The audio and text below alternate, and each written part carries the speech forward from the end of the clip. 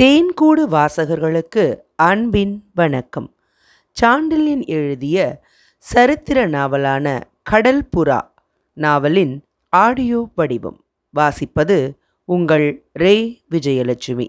பாகம் 1. அத்தியாயம் 27. எங்கே என் தந்தை? ஆரம்பத்தில் சாளரத்தின் அடிக்கட்டையை மட்டும் தொட்டு நின்ற வெண்மதி கிரணங்கள் இரவு ஏறிவிட்டதால் உள்ளே என்ன நடக்கிறது என்பதை பார்க்க இஷ்டப்பட்டன போல் அரை நடுவில் இருந்த பஞ்சனை மீதும் லேசாக பாய்ந்துவிட்ட அந்த மனோகர வேளையில் கடாரத்து கட்டழகியின் பட்டு கைகள் தன் கைகளை ஆவலுடன் பற்றிய காரணத்தால் முதலில் இருந்த சஞ்சலம் சற்றே நீங்கி மனம் ஓரளவு அமைதியையும் பெற்றுவிட்டதன் விளைவாக மெல்ல நீண்டதொரு பெருமூச்சு விட்ட இளைய பல்லவன் அந்த அமைதி எத்தனை நிலையற்றது என்பதை சில வினாடிகளுக்குள் புரிந்து கொண்டான். அறையின் சூழ்நிலையும் வெளியிலிருந்து காற்றில் மிதந்து வந்த இரவு பூத்த மலர்களின் நறுமணமும் அருகிலிருந்த பருவ பெண்ணின் அருமை எழில்கள் அள்ளி வீசிய காந்த கதிர்களும் மெத்தென்ற பஞ்சசயனமும் அதைவிட மெத்தன மேலே உராய்ந்த பக்குவ உடலும் ஆகிய அனைத்துமே எத்தகைய சஞ்சலத்தையும் அறுத்து அமைதிக்கும் இன்ப உலகத்துக்கும் இழுத்துச் செல்லும் பெரும் சக்திகள் என்றாலும் அத்தனை சக்திகளும் தன் மனதுக்கு போதிய சாந்தியை அளிக்கும் திறனை பெற முடியாததை நினைத்து பரிதாப பெருமூச்சு விட்ட இளைய பல்லவன் காமத்தின் சக்தியை விட நட்பின் சக்தி எத்தனை வலிது என்பதை நினைத்து வியக்கவும் செய்தான். அழகிற் சிறந்த ஆரணங்கு ஒருத்தி பக்கத்தில் இருக்க அனபாயனை பற்றிய எண்ணங்கள் திரும்ப திரும்ப தன் மனத்தில் அலைமோதி இடையே கிடைத்த அமைதியை திரும்ப உடைப்பதை அறிந்த அவன், இத்தனை அன்பு எனக்கு அனபாயரிடம் இருக்க அவர் மட்டும் என்னை விட அமீரை பெரிதாக நினைத்து விட்டாரே, அரச குலத்தாரின் அன்பு இப்படித்தான் நிலையற்றதோ என்னமோ என்று தனக்குள்ளேயே எண்ணமிட்டான். பாலூர் பெருந்துரை அன்றிருந்த அபாய நிலையில் ஆபத்தை பற்றி சிறிதும் லட்சியம் செய்யாமல் அனபாயன் சென்றது அவனுக்கு எந்த வியப்பையும் அளிக்கவில்லை என்றாலும் தன்னை விட்டு அமீரை துணை கொண்டு சென்றது மட்டும் அவனுக்கு பெரும் வியப்பையும் மனக்கொதிப்பையும் அளிக்கவே அவன் இதயத்தில் இன்ப நிலை அகன்று துன்ப நிலையே துள்ளி நின்றது. அந்த துன்ப நிலையின் விளைவாக அவன் நீண்ட நேரம் பேசாமலே இருந்தான். அவன் ஏதும் பேசாவிட்டாலும் சில வினாடிகளுக்குள் அவன் மனநிலை மாறிவிட்டதையும் தான் அளித்த மன அமைதியை தன்னை விட பெரும் சக்தி ஒன்று உடைத்து விட்டதையும் வெகு சுலபத்தில் புரிந்து கொண்ட காஞ்சனாதேவி அனபாயனுக்கும் இளைய பல்லவனுக்கும் இருந்த நட்பின் உரத்தை பற்றி பெரிதும் வியப்படைந்து, இந்த இருவரின் நட்பு பெரும் காரியங்களை சாதிக்க வல்லது என்றே எண்ணினாள்.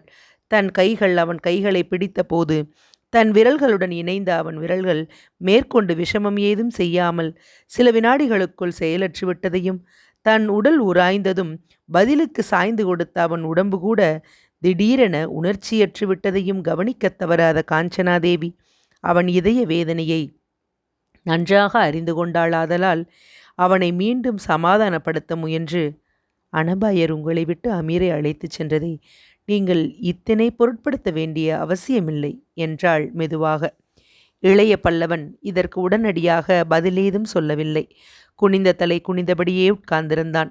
பிறகு தலையை நிமிர்த்தி அவள் முகத்தை அவன் ஏறெடுத்து பார்த்தபோது அவன் வாயினால் எதுவும் பேசாவிட்டாலும் ஏன் அவசியமில்லை என்ற கேள்வி மட்டும் அவன் கண்களில் தொக்கி நின்றது. அந்த கேள்வி கூட கண்ணிமைக்கும் நேரத்தில் அவன் கண்களிலிருந்து அகன்றது. பிரமித்து அவள் முகத்தையே பார்த்தன. வேல்களை விட கூரிய அவன் கண்கள் மாறிவரும் இருளும் ஒளியும் போல அவன் சித்தம் மாறுபட்ட சக்திகளால் இழுக்கப்பட்டது. அவள் முக வசீகரத்தில் அவன் மீண்டும் மயங்கினான். இரவு ஏறிவிட்டதால் பஞ்சனை மீது பாய்ந்த பால் நிலவு அவள் முகத்தில் மிக வெண்மையாக அடித்திருந்தது. அந்த வெண்மையில் அவ்வப்பொழுது அவள் கண்களில் ஏறும் குங்குமச் சிவப்பு கூட தெரியாததால் நல்ல பளிங்கு கல்லில் செதுக்கப்பட்ட சிலையென காட்சியளித்தாள் காஞ்சனாதேவி. அந்த வெண்மை முகத்தில் கலந்த விண்மதியின் வெண்கிரணங்கள் அவள் நுதலிலும் கன்னங்களிலும் பிரதிபலித்து முகம் பூராவையும் கலப்படமற்ற வெண்ணொளிமயமாக அடித்து கொண்டிருந்தது. வெண்கிரணங்களில் கண்கள் பேரொளி வீசின.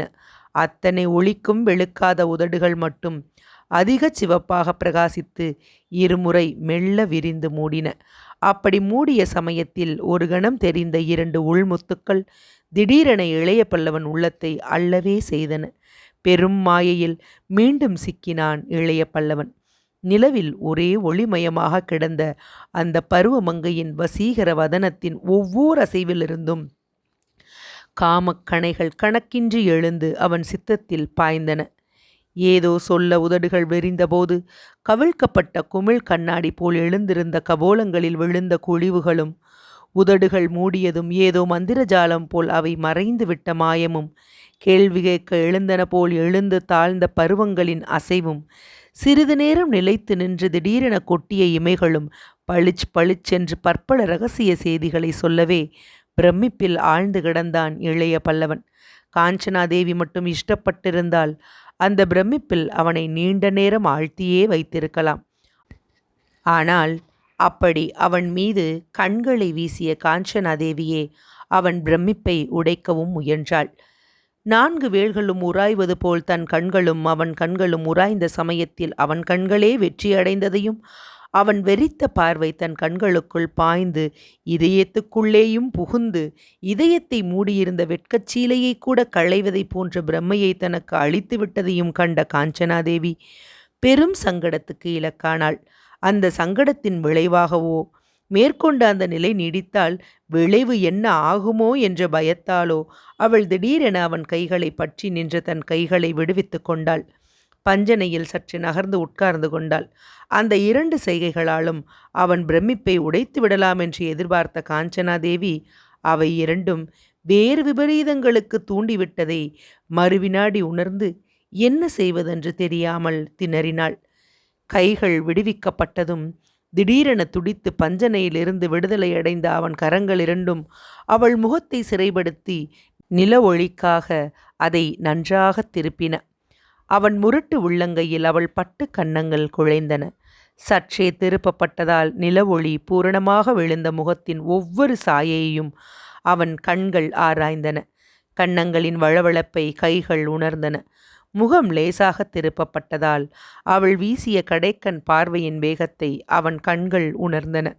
கன்னங்கள் அழுத்தி பிடிக்கப்பட்டதால் இன்ப வேதனையால் அத்தனை நிலவிலும் சிவந்துவிட்ட நுதல் அந்த சிவப்பை நாசி மீது பாய்ச்சி நிலவில் விகசிக்கும் புது செம்பருத்தி போல் அடித்திருந்ததை கண்கள் மட்டுமென்ன அவன் இதயமும் கவனிக்கவே செய்தது.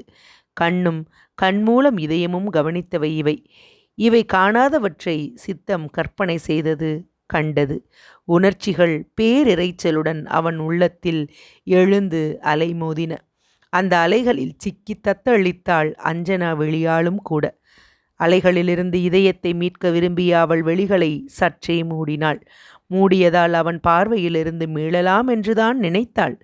ஆனால் மூடிய கண்கள் உள்ளே பல வாயில்களை திறந்துவிடவே இளைய பல்லவன் கண்கள் எல்லா இடங்களிலும் எட்டி பார்ப்பன போலவே தெரிந்தது அந்த கடாரத்தின் கட்டழகிக்கு. அந்த எண்ணக்கடலிலிருந்து, கடலின் அலைகளிலிருந்து, அதன் சுழல்களிலிருந்து தன்னை விடுவித்து கொள்ள முயன்றாள் அவள். அத்தனை அலைகளையும் சுழல்களையும் மீறி எழ முயன்றது அவள் மனம். மீள முடியாமல் செய்திருந்தது இருவருக்கும் இடையே நிலவிய மௌனம். அந்த மௌனத்தை கலைக்க அவள் விரும்பி பேச முயன்றாள். உதடுகள்தான் அசைந்தன, சொற்கள் உதிரவில்லை. அவள் மனமுயற்சி எதையும் புரிந்து கொள்ளக்கூடிய நிலையில் இளைய பல்லவன் இதயம் இல்லாததால் அவள் உதடுகளின் அசைவை தவறாகவே பொருள் கொண்டான் அந்த வாலிபன். தவறான பொருள்களின் விளைவாக கன்னத்தை தழுவி நின்ற விரல்கள் 2ம் சற்றே விலகி அவள் செவ்விய உதடுகளின் மீது தவழ்ந்து பேச வேண்டாம் என வலியுறுத்தின. அந்த வலியுறுத்தல் அவசியமில்லை. அவள்தான் பேசும் சக்தியை அறவே இழந்திருந்தாளே. கண்களும் மூடி உதடுகளும் மூடி முகமே உறைந்து விட்டது போன்ற அந்த நிலையின் அபாயத்திலிருந்து விடுதலையடைய முடியாமல் இருந்த அவள் மனத்தில் பல பல எண்ணங்கள், பல பல கதைகள், பல பல பழைய கனவுகள் எல்லாம் எழுந்து அர்த்தமில்லாமல் ஓடிக்கொண்டிருந்தன. அந்த ஓட்டத்தில் அவள் வாழ்விலும் ஸ்ரீவிஜய சாம்ராஜ்யத்தின் வாழ்விலும் சம்பந்தப்பட்ட பாத்திரங்களும் வலம் வந்தார்கள். அப்படி வலம் வந்த சமயத்தில் அவன் இதயத்தை சுற்றி நின்ற பெரும் வலை திடீரென அருந்தது. அந்த பாத்திரங்களின் சுழற்சியில் ஒருவர் பின் ஒருவராக தோன்றிய மனிதர் வரிசையில் அவள் தந்தை குணவர்மனும் தோன்றினார். எதற்காக தமிழகம் வந்தாய்? எந்த நிலையில் இருக்கிறாய் என்று ஏதோ குற்றத்தை சுட்டி காட்டுவது போல் அவள் மணக்கண் முன் எழுந்தது குணவர்மன் முகம். அந்த விளைவாக திடீரென கட்டிலை விட்டு எழுந்த காஞ்சனாதேவி ஒரு வினாடி நின்ற இடத்தில் ஸ்தம்பித்து நின்றாள். பிறகு தலையை தானாக ஒரு முறை ஆட்டிவிட்டு சரசரவென அறைக்கு குறுக்கே நடந்த தூரத்திலிருந்த சாளரத்தை எட்டினாள். காஞ்சனாதேவி தன் கைகளின் பிடிப்பிலிருந்து சரையலென எழுந்ததும், அப்படி எழுந்ததால் கன்னங்களிலிருந்து நழுவிவிட்ட தன் கைகளை அவள் எழில்கள் தடை செய்தும் சிறிதும் லட்சியம் செய்யாமல் கனவேகமாக அவள் தன்னை இடித்து தள்ளிக்கொண்டு சாளரத்தருகே சென்று விட்டதையும் கவனித்த இளைய பல்லவன் சற்றே வியப்பை மட்டுமல்ல, வியப்பின் விளைவாக சற்று சுயநிலையையும் அடைந்தான். ஆகவே சாளரத்தை நோக்கி அவனும் நடந்து சென்றான். சாளரத்துக்கு வெளியே மனோகரமான காட்சியே விரிந்து கிடந்தது. அந்த இரவில் இயற்கை தன் வனப்பையெல்லாம் அள்ளிச் சொரிந்திருந்தது. கடலிலிருந்து வந்து கொண்டிருந்த காற்று சாளரத்தின் மீதிருந்த பூங்கொடியை அசைத்ததால் பூங்கொத்தொன்று கடாரத்து பூங்கொடியின் நுதலை ஒருமுறை முத்தமிட்டுச் சென்றது. இயற்கையின் அந்த பெரும் கவர்ச்சி அவள் சம்பந்தப்பட்டவரை பயனற்றதாயிற்று. துன்பமும் கவலையுமே அவள் இதயத்தை சூழ்ந்து கிடந்தது. திடீரென அவள் மனதில் காதல் அறுபட்டு கவலை புகுந்து கொண்டதை அவள் நின்ற நிலையிலிருந்தே புரிந்து கொண்ட இளைய பல்லவன் அதன் காரணத்தை மட்டும் அறிய முடியாததால் அவளை அணுகி அவள் தோள் மீது தன் கரம் ஒன்றை பொருத்தி, காஞ்சனா என்று ஆறுதலை அள்ளிச் சொரிந்த குரலில் அழைத்தான். இந்த பதில்தான் வந்தது அவளிடமிருந்தது. குரலில் துன்பம் மண்டி கிடந்தது. ஏன் திடீரென இங்கு வந்து விட்டாய் என்று மீண்டும் வினவினான் இளைய பல்லவன். ஒன்றுமில்லை, வெடுக்கென்று வந்தது அவள் பதில். ஒன்றுமில்லாவிட்டால் நீ அங்கேயே உட்கார்ந்திருப்பதுதானே? ஆதரவுடன் கேட்டான் அவன். இங்கு நின்றால் என்ன? நிற்கலாம், நிற்கலாம். அதுதான் நிற்கிறேன். இதற்கு என்ன பதில் சொல்வதென்று தெரியாமல் இளைய பல்லவன் திகைத்தான். இன்பம் அதிகமாகும் போதும் சரி, துன்பம் அதிகமாகும் போதும் சரி, பெண்கள் வெடுக் வெடுக்கென்று பேசுவார்கள் என்பதை மனோதத்துவ சாஸ்திரத்தில் அவன் கற்றிருந்தான். அன்று ஏட்டில் கற்றான். இன்று அமீரின் வீட்டில் கிடைத்தது அனுபவம் அவனுக்கு. அந்த அனுபவம் வேறொன்றையும் உணர்த்தியது அவனுக்கு. அந்த சமயத்தில் அவள் அப்படி பேசியது துன்பம் போல் தோன்றியதே தவிர அது இன்பத்தாலும் அல்ல, துன்பத்தாலும் அல்ல, இரண்டும் கலந்த விபரீத நிலையால் என்பதை மட்டும் புரிந்து கொண்டான் சோழர்களின் படைத்தலைவன்.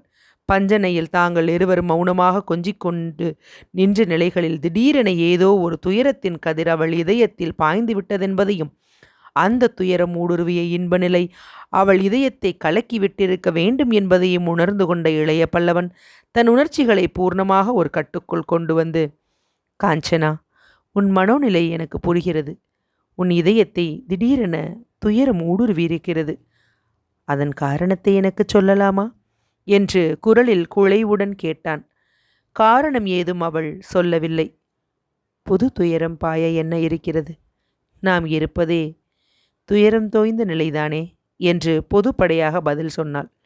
உண்மைதான் காஞ்சனா, துயரம், ஆபத்து எல்லாமே நம்மை சூழ்ந்திருப்பது உண்மை. அதனால்தான் நாம் அனைவரும் ஒருவருக்கொருவர் விபரீதமாகவும் நடந்து கொள்கிறோம் என்று துக்கத்துடன் இளைய பல்லவனும் பேசினான். அப்படி என்ன விபரீதமாக நடந்து கொண்டு விட்டோம்? இளைய பல்லவனை திரும்பி பாராமல் வெளியே பார்த்தபடி கேட்டாள் காஞ்சனாதேவி. என்னிடம் கலக்காமல் எதையும் செய்து பழக்கமற்ற எனது இளவரசர் என்னை புறக்கணித்து அமீரை துணை கொண்டு ஆபத்து நிறைந்த பாழூருக்குள் செல்கிறாள். அதனால் வேதனை அடைந்த நான் அமைதி நாடி உன்னிடம் வருகிறேன். நீ என்னை திடீரென உதறி இந்த சாளரத்தில் வருகிறாய். என்ன காரணம் என்று சொல்லவும் மறுக்கிறாய். என் உயிரையே வைத்திருக்கிறேனோ அந்த இருவரும் என்னிடம் நடந்து கொள்ளும் முறை விசித்திரமாயில்லையா என்று வினவினான் இளைய பல்லவன். இதை கேட்ட காஞ்சனாதேவியின் உள்ளம் சிறிது நெகிழவே அவள் மெல்லத் திரும்பினாள் அவனை நோக்கி. உயிர் நண்பரையும் என்னையும் நீங்கள் இப்படி எடை போடுவது சரியல்ல என்று சொல்லவும் செய்தாள். ஏன் சரியல்ல? அது நம்பிக்கையை குறிக்கவில்லை. உங்கள் இருவரிடம் எனக்கு நம்பிக்கை இல்லை என்கிறாயா? நம்பிக்கை இருக்கிறது. ஆனால் உங்கள் ஆசாபாசங்களை அறுக்கும் அளவுக்கு அந்த நம்பிக்கை வளரவில்லை. உங்கள் நண்பர் உங்களை விட்டுச் சென்றால் அதற்கு காரணம் உதாசீனம் என்று நினைக்கிறீர்கள். வேறு முக்கிய காரணம் இருக்கக்கூடும் என்று ஏன் நீங்கள் நினைக்கக்கூடாது? அவர் போகுமிடம் நீங்கள் போகத்தகாததாய் இருக்கலாம் என்று ஏன் முடிவு கட்டக்கூடாது? நமக்கு வேண்டியவர்கள் நம்மை சில அலுவல்களில் விலக்கும்போது அலுவல்களின் தன்மை அப்படி இருக்கும் என்று ஏன் தீர்மானிக்கக்கூடாது? அது இருக்கட்டும். துயரத்தின் காரணத்தை நான் சொல்லவில்லை என்றீர்களே, சொல்லத்தகாததாய் இருக்கலாம் என்று நீங்கள் ஏன் எண்ணக்கூடாது? அவள் கேள்விகளில் உண்மை பெரிதும் ஒளிவிடுவதை கவனித்த இளைய பல்லவன் ஏதும் பதில் சொல்ல முடியாமல் சில வினாடிகள் திணறினான். பிறகு பேச முற்பட்ட போதும், என்னிடம் சொல்லத்தகாதது என்ன இருக்க முடியும் இத்தனைக்கு பிறகும் என்று மெல்ல மெல்ல இழுத்து சங்கடத்துடன் பேசினான். இத்தனைக்கு பிறகு என்று அவன் எதை குறிக்கிறான் என்பதை புரிந்து கொண்டாளாதலால் மெல்ல புன்முறுவல் செய்தாள். அந்த இன்பப் புன்முறுவலிலும் ஓரளவு துன்பம் தோய்ந்து கிடந்தது. அந்த இன்பப் புன்முறுவலைத் தொடர்ந்து உதிர்ந்த அவள் சொற்களில் காதலும் வருத்தமும் கலந்து ஒலித்தன. நாம் இருவரும் அங்கே என்று கட்டிலை சுட்டிக்காட்டினாள் அவள். ஆம், உட்கார்ந்திருந்தோம் என்று அவன் பூர்த்தி செய்தான் வாசகத்தை. நான் மெய்மறந்திருந்தேன். நானும் தான். அனபாயர் விட்டு போனதை குறித்து நான் துயரமடைந்தேன். நான் அமைதியளிக்க முயன்றேன். ஆம், அந்த நிலையில் சுயநிலை மறந்தேன். ஓஹோ, எண்ணங்கள் சுழன்றன. என்ன எண்ணங்கள்? தந்தையை பற்றிய எண்ணங்கள் என்றாள் காஞ்சனாதேவி துயரத்துடன். அவள் பேதை உள்ளத்தை அப்பொழுதுதான் அவன் புரிந்து கொண்டான். அடுத்தடுத்து நேர்ந்த துரித நிகழ்ச்சிகளால் அவள் தந்தையை அனைவரும் மறந்துவிட்டதை அப்போதுதான் எண்ணி பார்த்தான் அவன். அந்த எண்ணத்தின் விளைவாக, ஆம் ஆம், உன் உன் தந்தையை மறந்துவிட்டோமே, அவர் இப்பொழுது எங்கிருக்கிறார் என்று வினவினான் அதிர்ச்சியுடன். எனக்கு தெரியாது என்றாள் காஞ்சனாதேவி. உனக்கு தெரியாதா? தெரியாது என்றாள் காஞ்சனாதேவி கவலை தோய்ந்த குரலில். நீயும் அவரும் எப்பொழுது பிரிந்தீர்கள் என்று மீண்டும் கேட்டான் அவன். நீங்கள் என்னை விட்டு பிரிந்த அன்றிரவே. பீமன் வீரர்கள் என்னை அழைத்து போனதுமா? ஆம். நீங்கள் வீரர்களுடன் சென்ற அரை ஜாமத்துக்கெல்லாம் அனபாயர் அந்த இல்லத்தில் தோன்றி என்னையும் தந்தையையும் பணிப்பெண்களையும் அவசர அவசரமாக அழைத்து கொண்டு வெளியேறினார். எங்கள் பெட்டி பேழைகளும் துரிதமாக அவருடன் வந்த வீரர்களால் அப்புறப்படுத்தப்பட்டன. வெளிநாட்டு பிரமுகர் வீதியின் முகப்பிலேயே நான் வேறு, தந்தை வேறு, பணிப்பெண்கள் வேறாக வெவ்வேறு திக்குகளில் பிரிந்து அழைத்துச் செல்லப்பட்டோம். 2 நாள்கள் நான் சிறைக்காவலன் ஒருவன் இல்லத்தில் தங்கியிருந்தேன். இன்று காலை அனபாயர் வந்து உங்கள் விசாரணை பற்றி கூறினார். அவசர அவசரமாக என்னையும் அழைத்து கொண்டு நீதி மண்டபம் வந்தார். பிறகு நடந்ததை நீங்கள் அறிவீர்கள். ஆனால் தந்தை எங்கிருக்கிறார், என்ன ஆனார் என்பது எனக்கு புரியவில்லை.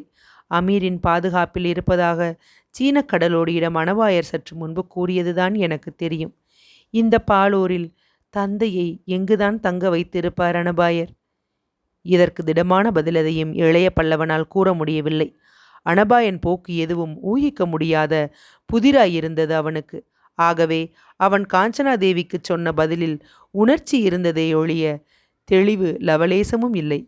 காஞ்சனா, உன் தந்தையை அனபாயர் எங்கு தங்க வைத்திருக்கிறாரோ எனக்கு தெரியாது.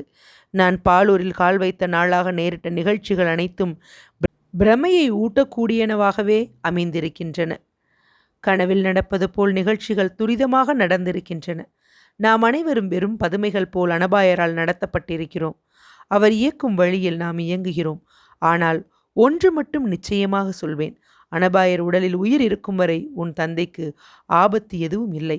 ஆனால் உன் தந்தை இருக்கும் இடத்தையோ, அனபாயர் இந்த இரவில் எதற்காக எங்கு போயிருக்கிறார் என்பதையோ என்னால் ஊகிக்கக்கூட முடியவில்லை என்று உணர்ச்சி ததும்ப கூறி பெருமூச்சு விட்டான் இளைய பல்லவன்.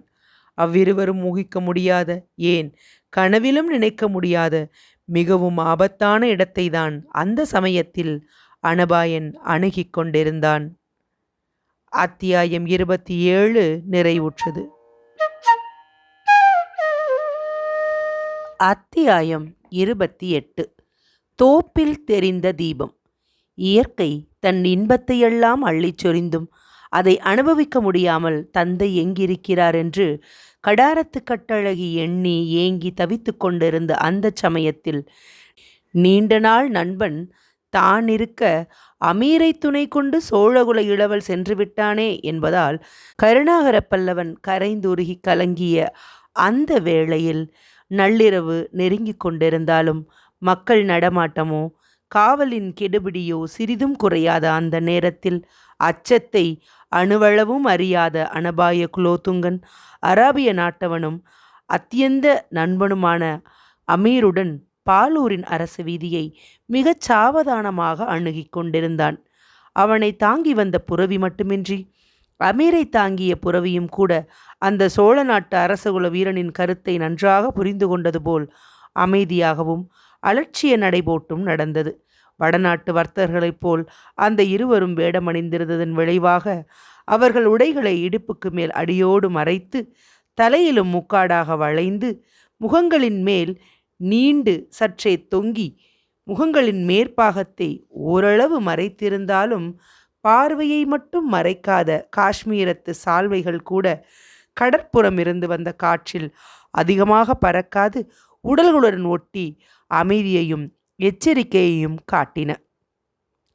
பாலூர் அன்றிருந்த பயங்கர நிலையில் அத்தனை அமைதியும் எச்சரிக்கையும் தேவையாக இருந்தன. புரவியில் அமர்ந்து விலகிய மக்கள் கூட்டத்திடையே சர்வ சாதாரணமாக சென்று கொண்டிருந்த அனபாயன் எதிரே அடிக்கடி புரவிகளில் வந்து கொண்டிருந்த காவலர் கூட்டத்தையும் தெருக்கள் சேரும் மூலை விடுதிகளின் ஓரங்களிலெல்லாம் சாதாரண மக்களைப் போல் காணப்பட்டாலும் கழுகு பார்வையாக போகிறவர் வருகிறவர்களை கண்காணித்த ஒற்றர்கள் எண்ணிக்கையும் தலையை அதிகமாக தூக்காமல் கண்ணை மாத்திரம் லேசாக தூக்கி ஊடுருவி பார்த்து பாலூரின் மூலை முடுக்குகள் கூட பரிபூரண எச்சரிக்கையுடன் பாதுகாக்கப்படுவதை உணர்ந்தான்.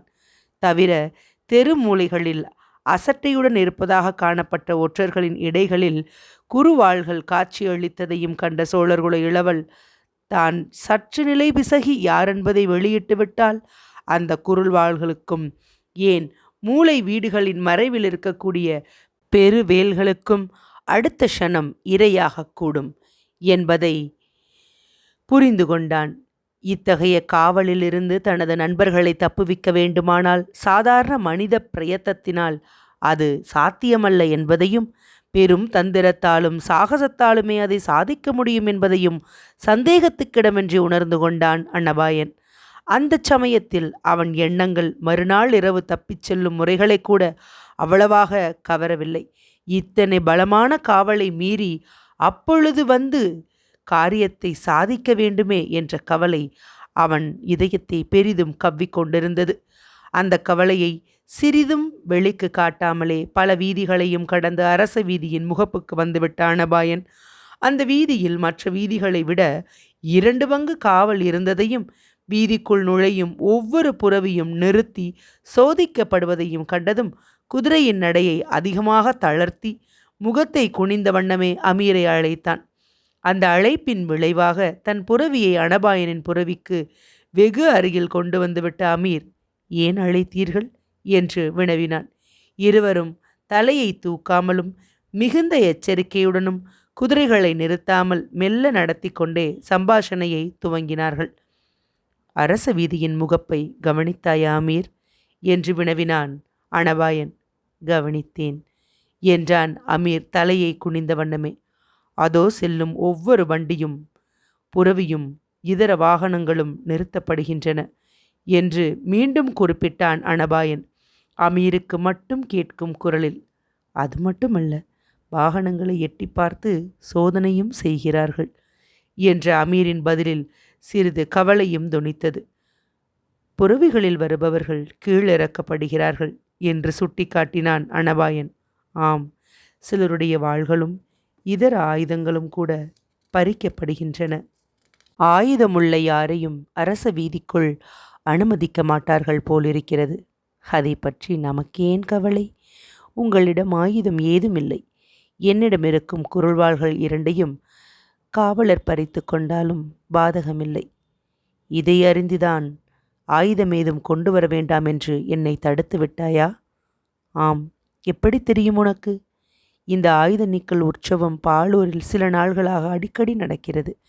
பாலூரின் ஜனத்தொகையில் 1/3 பங்கு தமிழர்கள் இல்லை என்றால் இத்தனை நாள் தமிழ் வணிகரும் மற்றோரும் நிராயுதபாணிகளாக்கப்பட்டிருப்பார்கள். அது முடியாததால் அடிக்கடி இத்தகைய பரிசோதனையும் ஆயுத பறிமுதலும் நடக்கிறது. சாதாரணமாகவே பாலூரில் தமிழரை பற்றி எச்சரிக்கை அதிகம். அதுவும் நீங்கள் சிருஷ்டித்த இன்றைய நிலை மிகவும் மோசமல்லவா என்று விளக்கினான் அமீர். ஆம் ஆம். அனபாயனின் அந்த 2 ஆமினில் கவலை மிதமிஞ்சி தொனித்தது. நீங்கள் உங்கள் நண்பர்களை நீதி மண்டபத்திலிருந்து விடுவித்தது முதல் ஊர் மூலை முடுக்குகளிலெல்லாம் காவல் பலப்படுத்தப்பட்டு விட்டது என்று மேலும் விவரித்தான் அமீர். அதைத்தான் வரும் வழியில் பார்த்தோமே என்றான் அனபாயன். அப்படி இருக்க அரச வீதியில் மட்டும் எச்சரிக்கை குறைவாயிருக்குமா? அதுவும் பீமன் மாளிகையும் மாளிகையின் முக்கிய வாயிலான கிழக்கு பகுதியும் இருக்கும் இடத்தில் கேட்க வேண்டுமா என்று அமீர் விளக்கினான். அமீரின் இந்த விளக்கம் தேவை என்றாலும் அது தேவைப்பட்டது போல் தலையை அசைத்த அனபாயன், ஆம் அமீர், நிலைமை புரிகிறது எனக்கு. இருப்பினும் இந்த வீதிக்குள் எப்படி நுழைவது என்பதுதான் புரியவில்லை என்றான். அதற்கு மருந்து வைத்திருக்கிறேன் என்று அமீர் சமாதானம் சொன்னான். மருந்து பலிக்குமா என்று வினவினான் அனபாயன். 100க்கு 90 பலிக்கும் என்று திடமாகச் சொன்னான் அமீர்.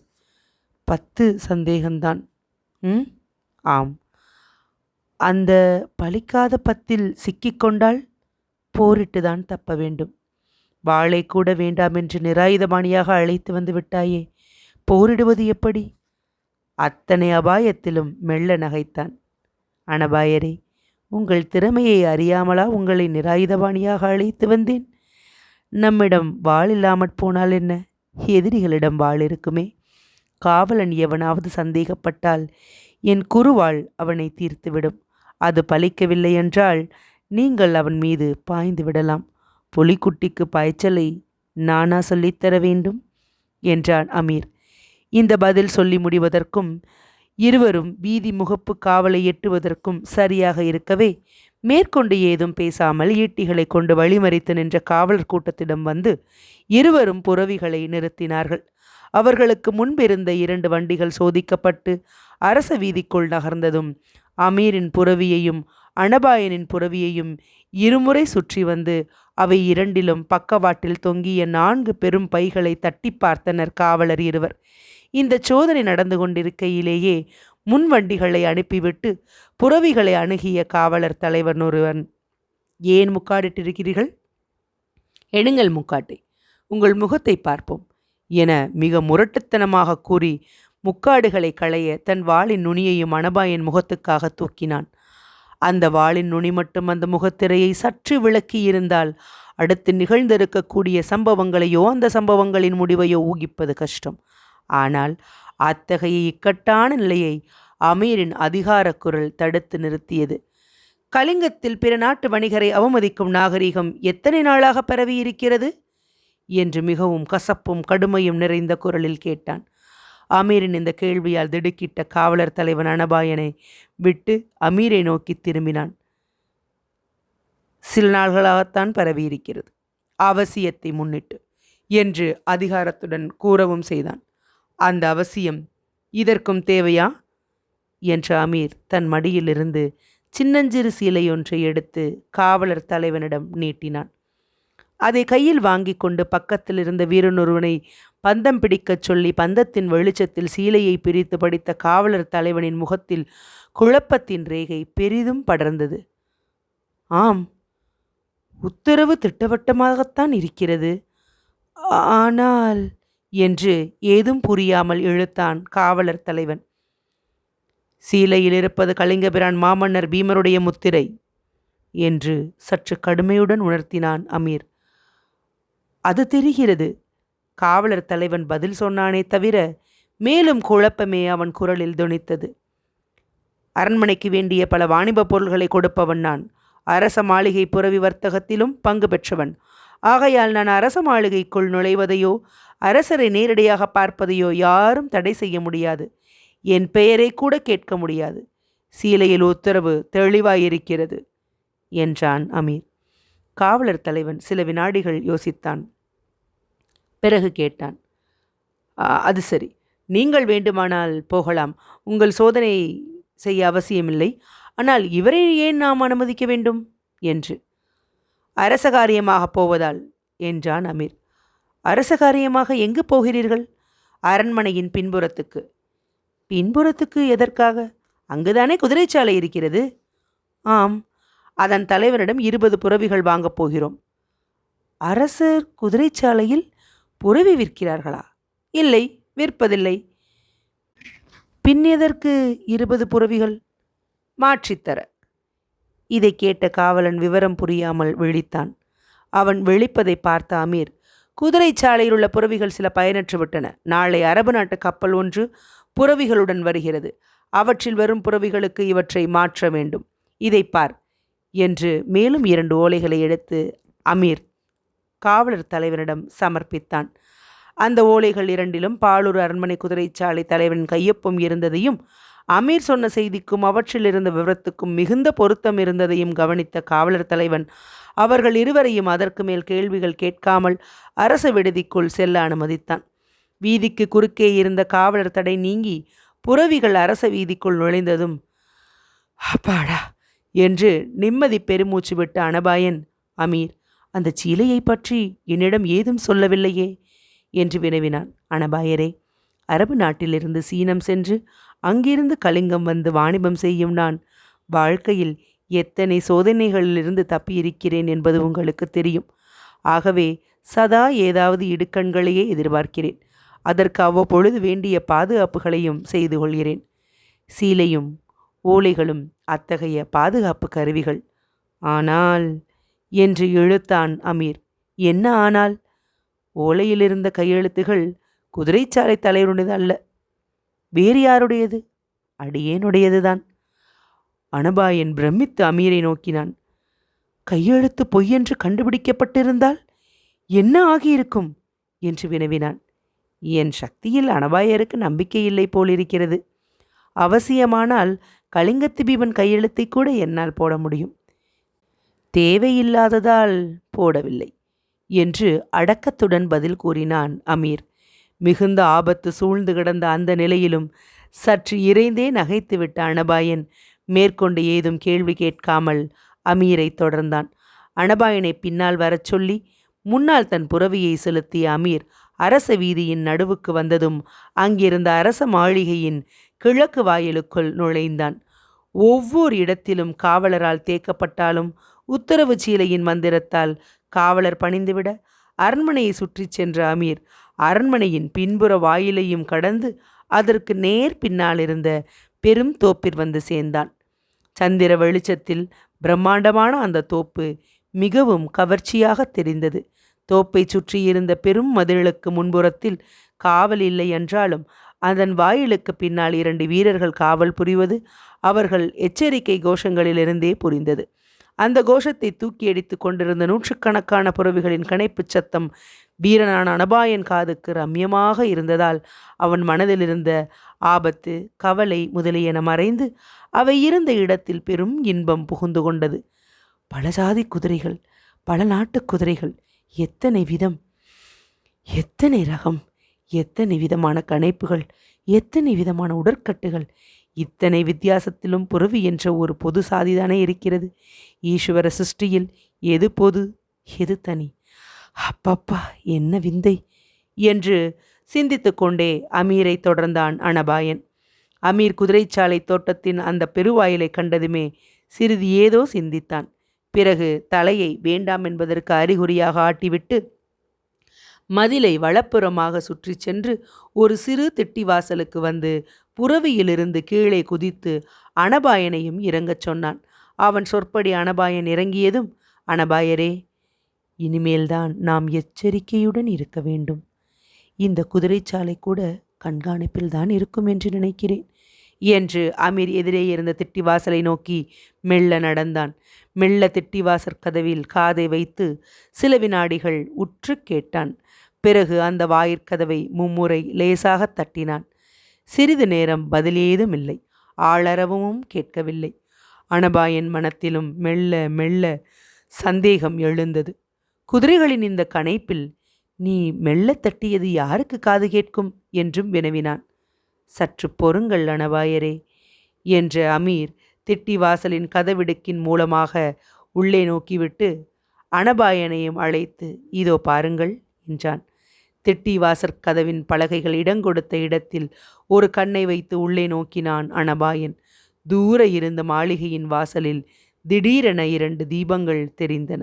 அவற்றில் ஒன்று திட்டி வாசலை நோக்கி நகரவும் தொடங்கியது.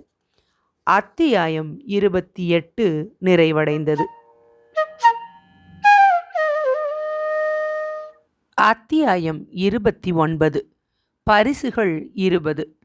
தென்கலிங்கத்து மன்னன் அரண்மனைக்கு நேர்புறத்தில் இருந்த குதிரைச்சாலை திட்டிவாசல் கதவிடுக்கு வழியாக தூரத்தே தீபங்கள் 2 தெரிந்ததையும் அந்த தீபங்களில் ஒன்று தாங்கள் இருந்த இடத்தை நோக்கி நகரத் தொடங்கியதையும் கண்ட அனபாயன் பெரும் ஆச்சரியத்திற்குள்ளாகி கதவிடுக்கிலிருந்து கண்ணை எடுத்து தலை நிமிர்ந்து உள்ளே இருந்த வியப்பு முகத்திலும் ஒளிவிட அமீரை நோக்கினான்.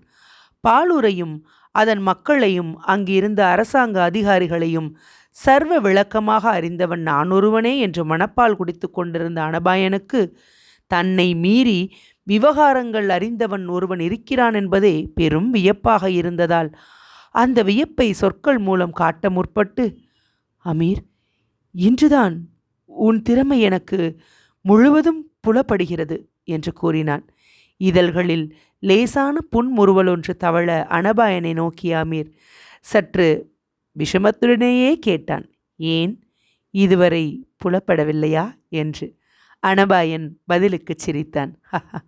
புலப்பட்டது அமீர், புலப்பட்டது. நீ திறமைசாலி என்பதும் எந்த நிலைமையையும் சமாளிக்கும் வல்லமை உனக்கு உண்டென்பதும் எனக்கு ஏற்கனவே தெரியும் என்று பதிலும் சொன்னான் அனபாயன். தெரியுமா?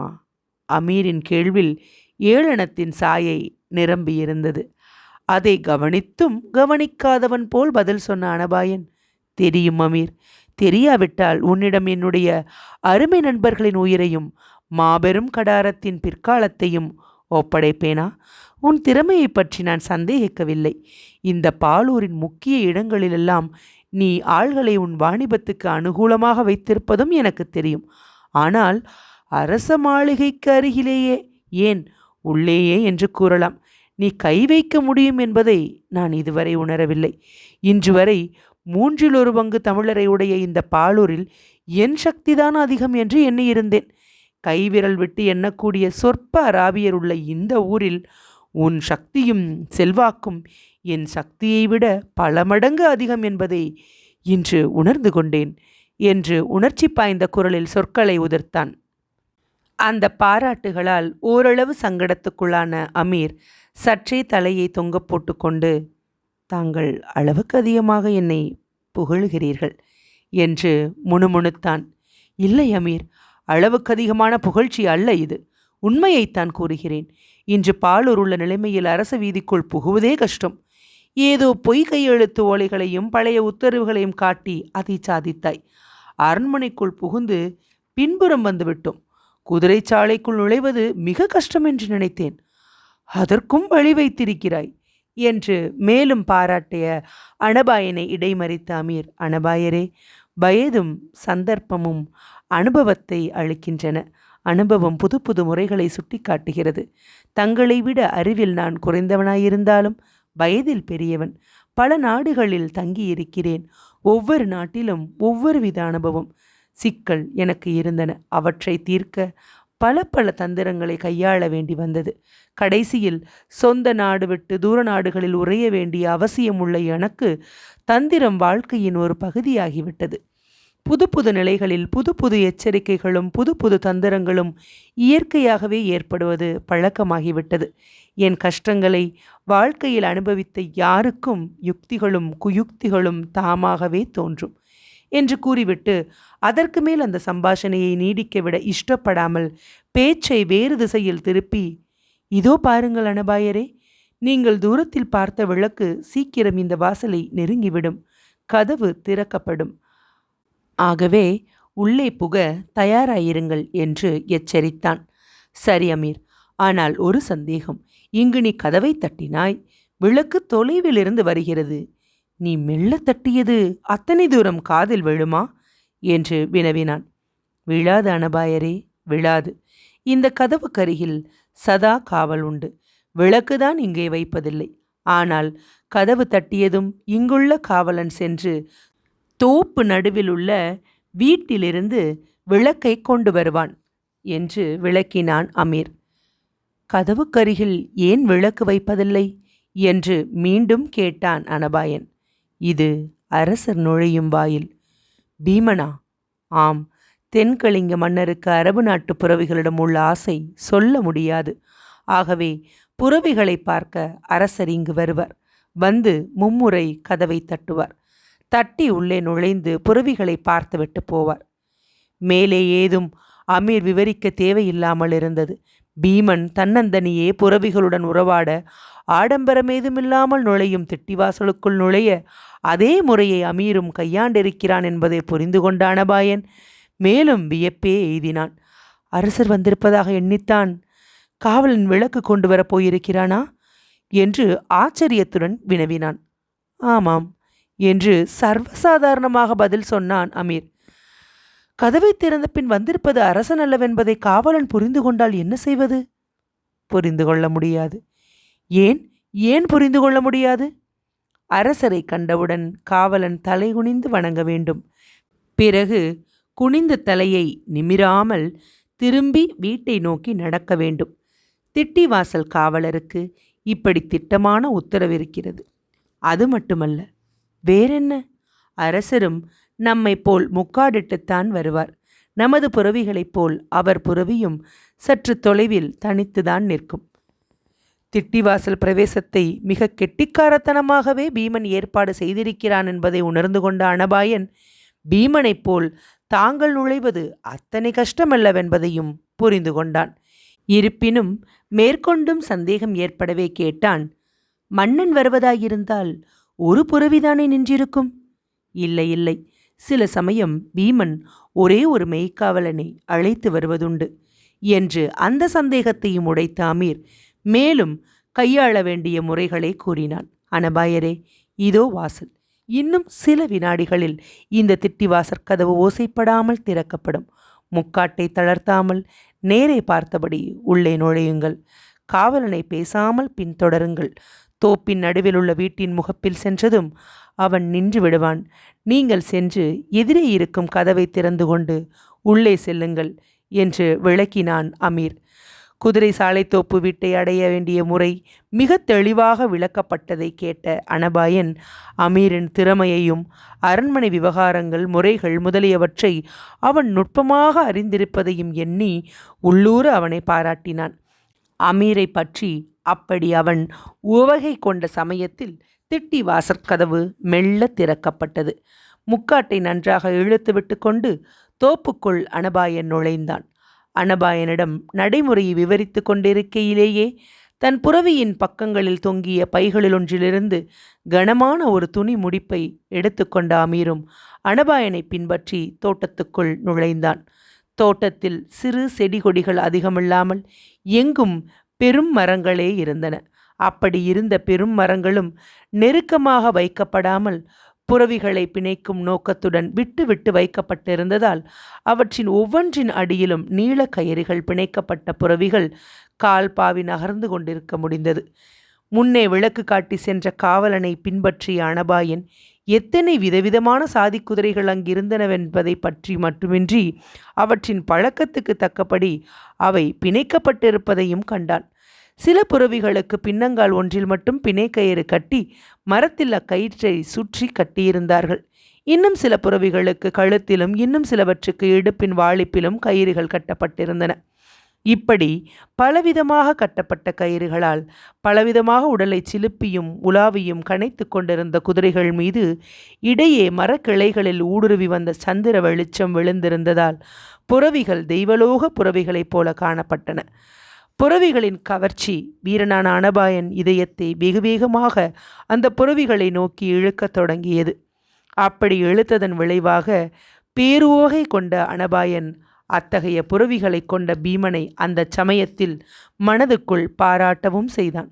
குதிரைகளுடன் உறவாட ஒரு மன்னன் தன்னந்தனியே திட்டிவாசல் வழியாக வருவானேன் என்று முதலில் எண்ணிய அந்த சோழர்குல இளவல் இத்தகைய புரவிகளுடன் விருதுகள் இல்லாமல், காவலர் பாதுகாப்பு இல்லாமல் தன்னந்தனியே இருப்பதை விடச் சிறந்த இன்பம் வேறென்ன இருக்க முடியும் என்று தன்னைத்தானே கேட்டுக்கொண்டான்.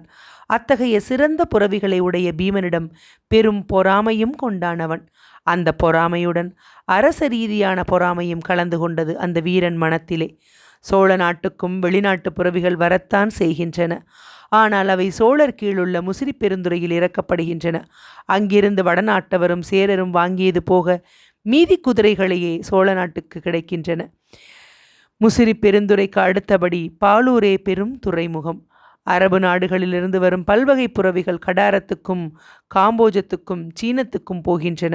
ஆகவே இந்த பாலூர் பெருந்துறை மட்டும் சோழர் வசம் இருந்தால் எத்தனை வகை புரவிகளை வாங்கலாம், எத்தனை தரமான வேகமான புரவி படையை அமைக்கலாம் என்று எண்ணம் துளிர்த்தது அந்த வீரனின் சிந்தையில். ஏற்கனவே திறமைமிக்க யானைப்படையை உடைய சோழர்களிடம் சிறந்த புரவிப்படையும் பெருகிவிட்டால் கலிங்கத்தை விழுங்குவதோ அந்த பீமனுக்கு தகுந்த படிப்பினை அளிப்பதோ ஒரு பிரமாதமல்ல என்று தனக்குத்தானே கனவு கண்ட அனபாயன் அங்கிருந்த புரவிகளின் மீது வைத்த கண்ணை வாங்காமலே நடந்து சென்றான். புரவிகளிடம் இருந்த அந்த வீரச் சிந்தனையில் கனவு கண்டு கொண்டே தான் தோப்பின் நடுவிடுதிக்கு வந்துவிட்டதை கூட அறியாமல் விடுதியின் முகப்புக்கு வந்து ஏதோ பதுமை போல் கதவை திறந்து கொண்டு வீட்டுக்குள்ளும் நுழைந்த பின்புதான் அவன் சுரணை அடைந்தான். இவர்தான் என் நண்பர் என்று அமீரின் வார்த்தைகள் பலமாக ஒலித்த பின்பே இக உலகத்துக்கு வந்த அனபாயன் தன் கண்களை தூக்கி எதிரே இருந்த குதிரைச்சாலை தலைவனை ஏறெடுத்து நோக்கினான். கலிங்கத்து அரண்மனை குதிரைச்சாலை தலைவன் அமீரைப் போலவே அரபு நாட்டைச் சேர்ந்தவன் என்பதை பார்த்ததும் தெரிந்து கொண்ட அனபாயன் சரியான நபரைத்தான் புரவிகளின் பாதுகாப்புக்கு கூட பீமன் பொறுக்கி இருக்கிறான் என்று பீமனை கூட அந்த சமயத்தில் சிலாகித்தான். அமீரை விட அதிக உயரம், பருமனும் பெரிய தாடியுடனும் புஷ்டியான கன்னங்களுடன் காணப்பட்ட அந்த அரபு நாட்டான் அனபாயர் தன்னை ஏறெடுத்து பார்த்ததுமே தலை வணங்கினான். அத்துடன் பணிவு பெரிதும் தொனித்த குரலில், தாங்கள் யார் என்பது எனக்கு தெரியும் என்று கூறினான். அந்த அரபு நாட்டானை அதுவரை பார்த்திராத அனபாயன் ஆச்சரியத்தில் திளைத்தான். என்னை பற்றி கேள்விப்பட்டிருக்கலாம், பார்த்திருக்க முடியாது என்றும் கூறினான். கேட்டிருக்கிறேன், கேட்டது பார்த்தது போல்தான் என்றான் குதிரைச்சாலை தலைவன். அமீர் இடைபுகுந்து, தலைவரே, எங்களுக்கு மொத்தம் 20 புரவிகள் வேண்டும். அதுவும் கட்டுக்கடங்காத, அதிகமாக பழக்கப்படுத்தப்படாத புரவிகள் வேண்டும் என்றான். குதிரைச்சாலை தலைவனின் புருவங்கள் ஆச்சரியத்தால் மேலெழுந்தன. முரட்டு புரவிகளா வேண்டும் என்று அந்த ஆச்சரியம் முகத்தில் வெறியவும் குரலில் துணிக்கவும் கேட்டான். ஆம் என்றான் அமீர். அதுவும் யாருக்கும் அடங்காமல் நாலா பக்கத்திலும் சிதறி வெகு வேகத்துடன் ஓடக்கூடிய புரவிகள் வேண்டும் என்பாய் போல் இருக்கிறதே என்று ஏளனமாக கேட்டான் அரபு நாட்டான். ஆம், அவைதான் வேண்டும் என்று திட்டவட்டமாக பதில் சொன்னான் அமீர். குதிரைச்சாலை தலைவனின் முகத்திலிருந்த ஏளனக்குறி மறைந்து அது இருந்த இடத்தை பயத்தின் சாயை ஆட்கொண்டது. அவற்றை அவிழ்த்துவிட்டால் நேரக்கூடிய ஆபத்து என்னவென்று தெரியுமா என்று வினவினான் அந்த அரபு நாட்டான் குரலிலும் கிளியின் ஒலிபாய. தெரியும் என்றான் அமீர். ஆபத்தை எதற்காக விலைக்கு வாங்குகிறாய்? தேவையாயிருக்கிறது. ஆபத்து தேவையாயிருக்கிறதா? ஆம். இதற்கு பதில் என்ன சொல்வதென்று விளங்கவில்லை அந்த குதிரைச்சாலை தலைவனுக்கு. அமீரின் முகத்தை விட்டு அனபாயன் முகத்தை நோக்கி, அமீர் சொன்னதை கேட்டீர்களா என்று வினவினான். ஆஹா, கேட்டேன் என்றான் அனபாயன். அவன் குரலில் பெருமகிழ்ச்சி ஒலித்தது. அமீர் தன் கையில் இருந்த பொற்களஞ்சுகளை கலகலவென்று அரபு நாட்டான் எதிரில் கொட்டினான். 2000 பொற்களஞ்சுகள் இருக்கின்றன என்று கணக்கு சொல்லி பொற்குவியலை சுட்டியும் காட்டினான். புரவிச்சாலை தலைவன் கண்கள் பிரமை பிடித்த வண்ணம் பொற்காசு குவியலை இமைகொட்டாமல் பல வினாடிகள் பார்த்து கொண்டிருந்தன. அரண்மனை புரவிகளில் ஒன்றை அரசர் அனுமதியின்றி விற்பதே பெரும் குற்றம். அதற்கு மரண தண்டனை உண்டு. 20 புரவிகளை விற்பது கனவிலும் நினைக்க முடியாத காரியம். அத்தகைய காரியத்துக்கு தன்னை தூண்டிய இருவரையும் எதிரே இருந்த பொற்குவியலையும் மாறி மாறி பார்த்த புரவிச்சாலை தலைவனின் முகம் பிரமையும் இலியும் பிடித்து கலவரப்பட்டு கிடந்தது. அடுத்தபடி புறவிகளை விற்க அமீர் சொன்ன திட்டம் அவனை பைத்தியம் பிடிக்கும் நிலைக்கு கொண்டு வந்துவிட்டது. அத்தியாயம் 29 நிறைவுற்றது.